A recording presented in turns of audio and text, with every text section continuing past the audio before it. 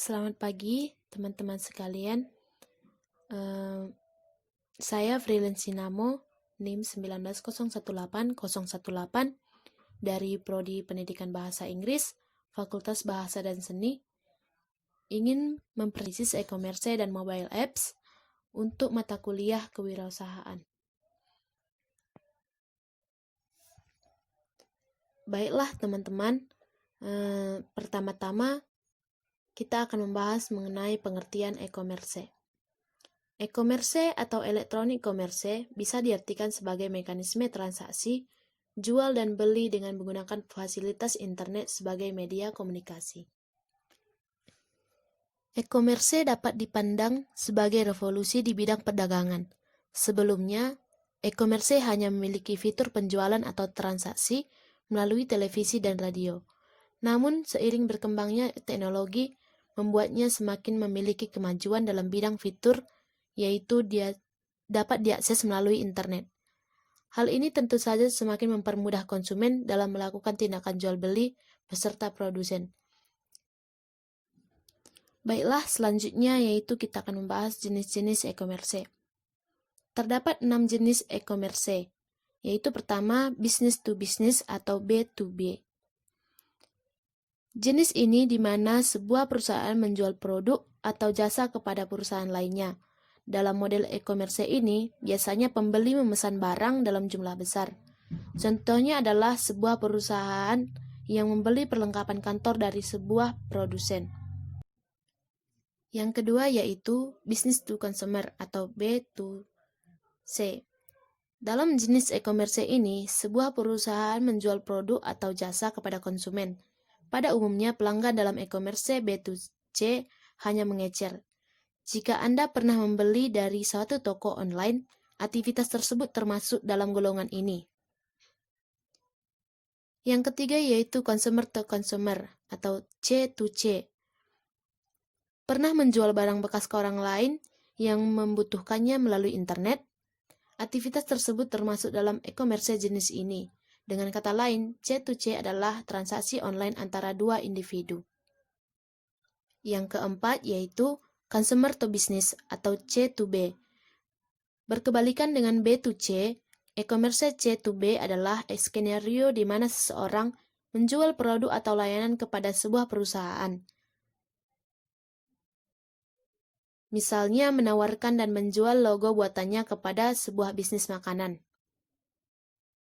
Adapun yang kelima yaitu Business to Public Administration atau B2A. Model komersial ini mirip dengan B2B, tetapi pelakunya adalah bisnis dan lembaga pemerintah. Contoh B2A adalah jasa pembuatan website untuk sistem administrasi online. Yang terakhir yaitu Consumer to Public Administration atau C2A. Jenis e-commerce ini adalah berjalan seperti C2B. Namun, transaksi dilakukan oleh individu dan lembaga pemerintah e-commerce dengan model C2A jarang ditemui di Indonesia.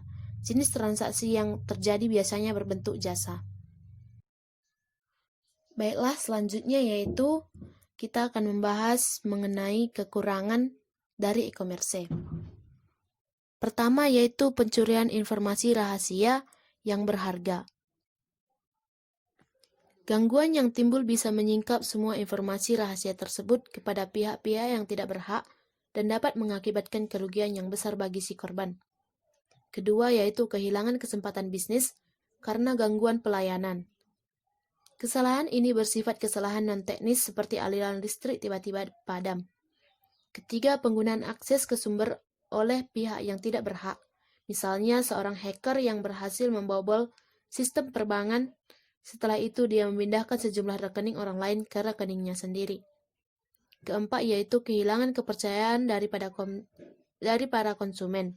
Ini dikarenakan berbagai macam faktor seperti usaha yang dilakukan oleh pihak lain dengan sengaja yang berusaha menjatuhkan reputasi perusahaan tersebut. Kelima, yaitu kerugian yang tidak terduga, terjadi karena adanya yang dilakukan dengan sengaja.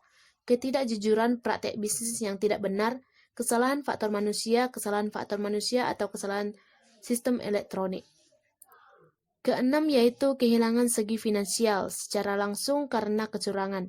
Seorang penipu bisa mentransfer uang dari rekening ke rekening lainnya, atau dia telah mengganti semua data finansial yang ada.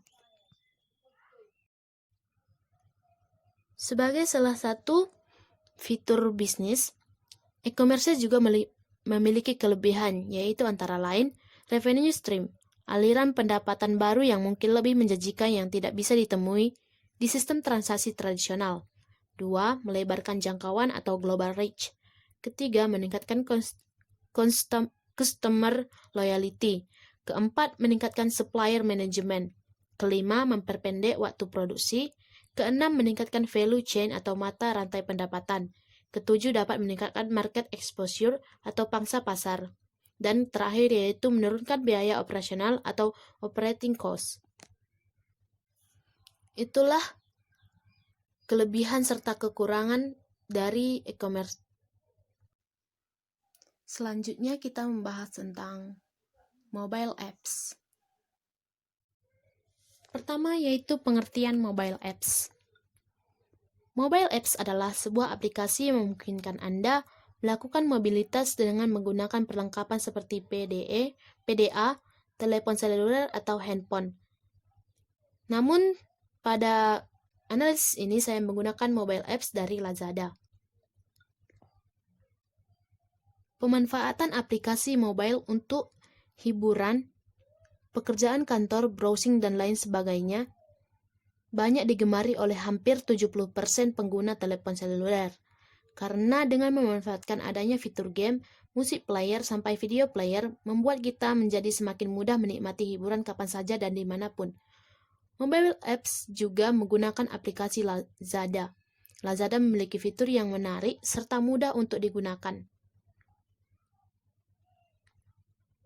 Dalam mobile apps ini, saya memilih aplikasi Lazada. Selanjutnya, kita akan membahas tentang Lazada sebagai salah satu jaringan e-commerce. Lazada merupakan bagian dari jaringan e-commerce yang berpusat di Dubai, Uni Emirat Arab, yang juga masih merupakan bagian dari Rocket Internet yang berasal dari Jerman. Lazada menggunakan nuansa biru dan orange yang mirip dengan nuansa tema yang digunakan oleh situs jual beli Amazon. Lazada fokus untuk penjualan produk konsumer elektronik dan peralatan rumah tangga. Sejumlah merek terkenal telah terdaftar di Lazada Indonesia. Salah satu keunggulan yang diberikan Lazada adalah layanan antar gratis di wilayah Jakarta, menggandeng Gojek. Hal ini dikarenakan CEO Rocket Internet Indonesia juga merupakan founder Gojek. Adapun kelebihan Lazada yaitu Lazada sendiri sebagai situs perdagangan online memiliki beberapa kelebihan, yaitu pertama, pilihan produk yang berkualitas yang beragam. Di Lazada Indonesia dapat dijumpai 12 kategori produk utama, mulai dari peralatan rumah tangga, elektronik rumah tangga, handphone dan aksesoris, kamera, komputer, TV, mainan bayi, kesehatan dan kecantikan, tas dan koper, olahraga dan otomotif, musik, instrumen, dan buku. Kedua yaitu penawaran khusus atau promo produk. Dalam belanja online seperti Lazada Indonesia, juga sangat memperhatikan dinamika kehidupan masyarakat Indonesia. Berbagai penawaran istimewa dilakukan baik yang tidak bertema maupun disesuaikan dengan tema. Ini tentu saja menjadi kelebihan dari belanja online karena eksekusi promo secara bersamaan antara tema dalam e-commerce lebih mudah dilakukan dibanding di dalam toko fisik. Ketiga yaitu layanan super untuk raja di dunia online. Bila ingin menanyakan produk atau komplain mengenai layanan, Anda tinggal klik barang diantar, Anda tinggal pilih model pembayaran, atau bahkan Anda tinggal minta jam berapa barang harus diantar ke rumah Anda, dan lain-lain. Tidak perlu repot dengan semua hal yang ada dalam belanja konvensional. Layanan yang tersedia antara lain yaitu pertama, layanan telepon hotline. Anda dapat menelepon ke nomor telepon yang tercantum di web. Kedua yaitu gratis biaya kirim ke seluruh Indonesia. Kini Lazada Indonesia memberikan gratis ongkos pengiriman di Indonesia dengan syarat dan promosi yang berubah. Ketiga, pengembalian barang dalam 14 hari. Lazada Indonesia memberikan waktu 14 hari kepada para pelanggan untuk melakukan penukaran barang atau pengembalian uang jika terdapat kerusakan atau ketidaksesuaian barang pesanan. Pengembalian barang dilakukan dengan cara mengisi formulir online di website Lazada, kemudian pengembalian barang akan diproses lebih lanjut. Keempat yaitu waktu kirim. Walaupun belum menerapkan waktu kirim hari yang sama, tapi Lazada Indonesia sudah membuktikan kemajuan baik dalam layanan pengiriman. Kini pengiriman dilakukan dalam rentang waktu 2-6 hari ke seluruh Indonesia. Kemudian kita beralih ke kekurangan Lazada. Di balik fiturnya yang memiliki banyak kelebihan, Lazada juga memiliki beberapa kekurangan, yaitu pertama,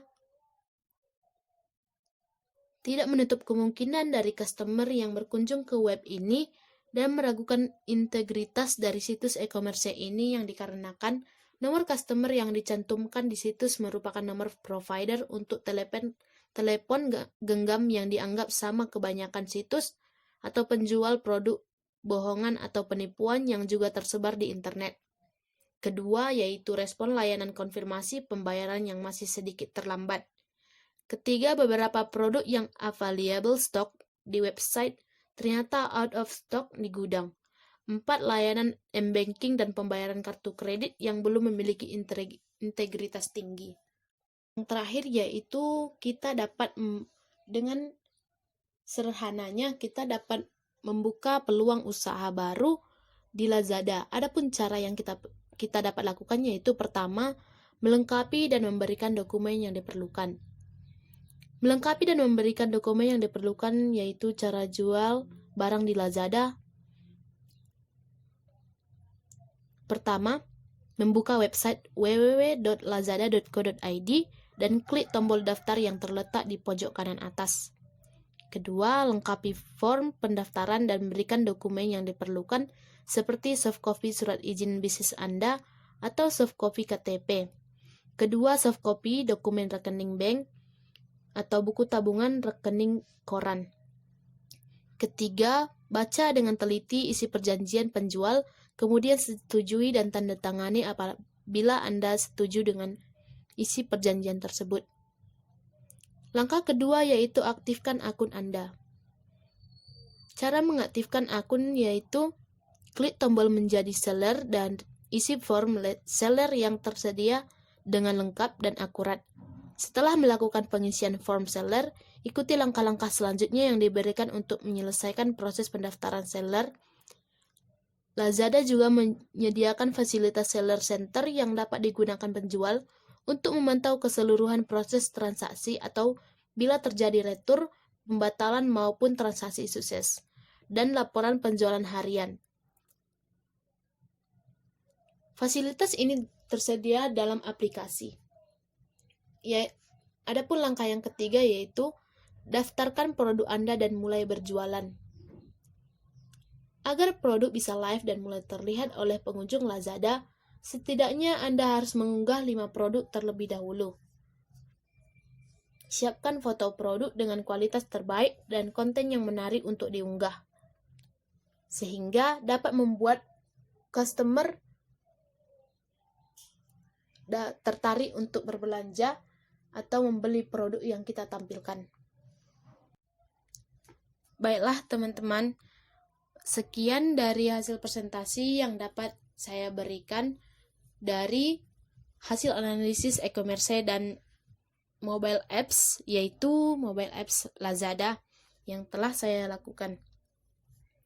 Sekian dari hasil presentasi saya, semoga bermanfaat dan terima kasih.